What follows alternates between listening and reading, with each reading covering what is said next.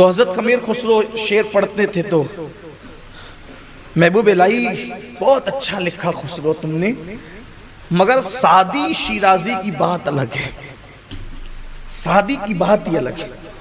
پھر اس سے اچھا لکھ کر لانے کی کوشش کرتے، پھر کہتے کہ سعدی کی بات الگ ہے، پھر اس سے اچھا لکھ کر لاتے، اور لاتے بھی اچھا لکھ کر، کہتے پھر سعدی کی بات الگ۔ تو ایک دن حضرت خسرو نے کہا سرکار میں لکھ کر لاتا ہوں اچھے سے اچھا، اور آپ فرماتے سعدی کی بات، یہ سعدی کی بات کیا ہے؟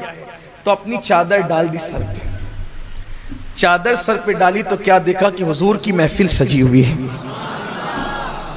سرکار کی محفل سجی ہوئی ہے، اور حضور علیہ السلام تخت پر بیٹھے اور اولیاء اللہ بھی موجود ہیں، اور سرکار کہتے ہیں سعدی پڑھو، سعدی پڑھو، اور سعدی کہتے بلغ العلا بکمالہ کشفا دجا بجمالہ حسنت جمیع خصالہ صلو علیہ وآلہ اللہم صلی علی سیدنا مولانا محمد معدم الجود والکرم والہ الکرم۔ یہ کیا ربائی ہے، کیا شان ہے اس ربائی کی، بلکہ حضرت سعدی شیرازی نے جب لکھا تھا اس کو تو 3 ہی مصرے لکھ پائے تھے، بلغ العلا بکمالہ کشفا دجا بجمالہ حسنت جمیع خصالہ، بلغ العلا بکمالہ۔ ان کے کمال کے کیا کہنے، کس کمال پر ہے ان کی عظمت، کس کمال پر، کشفا دجا بجمالہ۔ اور جب وہ پہنچے ہیں بلندیوں پر تو ان کے جمال سے جو ہے وہ بلندیاں روشن ہو گئی اور اندھیرے دور ہو گئے، ان کے کمال نے، ان کے جمال نے اندھیرے کو، تاریکیوں کو دور کر دیا۔ حسنت جمیع خصالہ، اور بہت خوبصورت ہے ان کا خصال، بہت حسن والا ہے ان کا، وہ بڑے خوش خصال ہے۔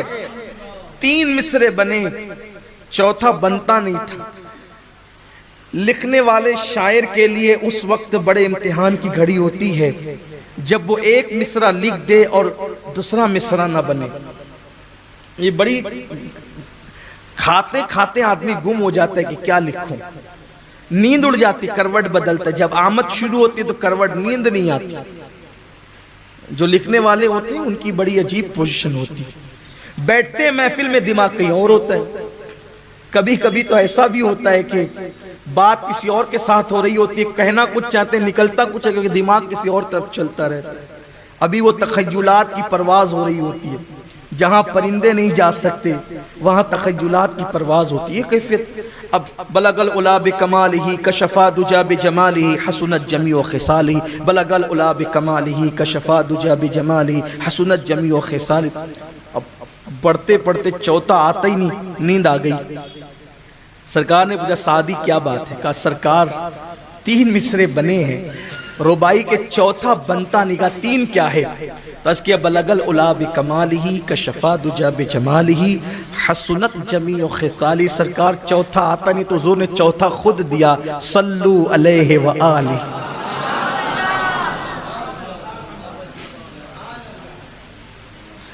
بلغ العلا بکمالہ کشفا دجا بجمالہ، بلغ العلا بکمالہ کشفا دجا بجمالہ حسنت جمیع خصالہ، صلو علیہ وآلہ، بلغ العلا بکمالہ کشفا دجا بجمالہ حسنت جمیع خصالہ، صلو علیہ وآلہ، صلو علیہ وآلہ، صلو علیہ وآلہ، صلو علیہ وآلہ، صلو علیہ وآلہ۔ یہ کلام حضور نے کہا پڑھو سعدی، یہ پڑھ رہے ہیں وہ، اور حضور جھوم رہے ہیں۔ اب خسرو کو پتا چلا کہ یہ جو کہتے ہیں نا سعدی کی بات ہی الگ ہے۔ اب یہ سوچنے لگے کہ سعدی کے کلام میں یہ چاشنی کیسے آئی، سعدی کے کلام میں یہ چاشنی کیسے آئی؟ تو حضرت محبوب الہی نے کہا کہ خضر نے ان کے منہ میں اپنا لعاب ڈال دیا. تو یہ لعاب خضر کی برکت ہے کہ یہ چاشنی آ گئی، یہ کلام آ گیا. اب یہ بھی اس میں لگ گئے کہ میں بھی خضر سے ملوں، مجھے بھی لعاب خضر ملے اور میرے اندر بھی یہ چاشنی آ جائے تاکہ میرا پیر خوش ہو جائے.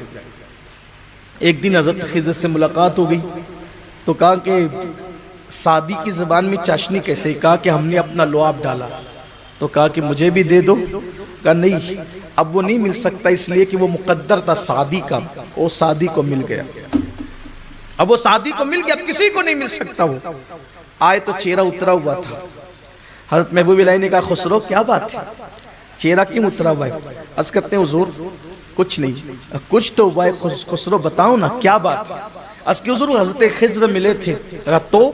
تو کہا کہ آپ نے کہا تھا کہ وہ جس کے منہ میں لعاب ڈال دیں اس میں چاشنی آ جاتی، اس کے کلام میں چاشنی آ جاتی. میں نے مانگا کہ آپ مجھے بھی لعاب دیں تو انہوں نے انکار کر دیا کہ وہ اس کا مقدر تھا، اس کو مل گیا، اب کسی کو نہیں مل سکتا. فرمایا چاشنی چاہتا ہے تو ادھر آ. بلایا اور اپنا لعاب منہ میں ڈال دیا. اپنا لعاب منہ میں ڈال دیا. اب منہ میں کیا ڈالا؟ اب اس کے بعد جناب خسرو نے کلام لکھا اور لکھ کر کے لائے اور پڑھنا شروع کیا.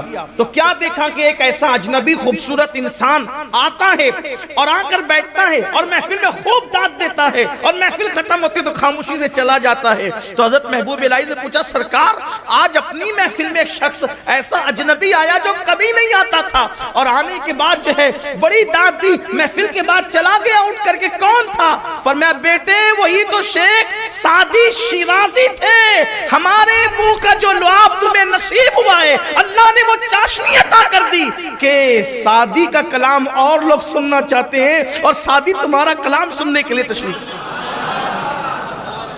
حضرت محبوب الہی رحمت اللہ تعالی علیہ کی شان یہ ہے.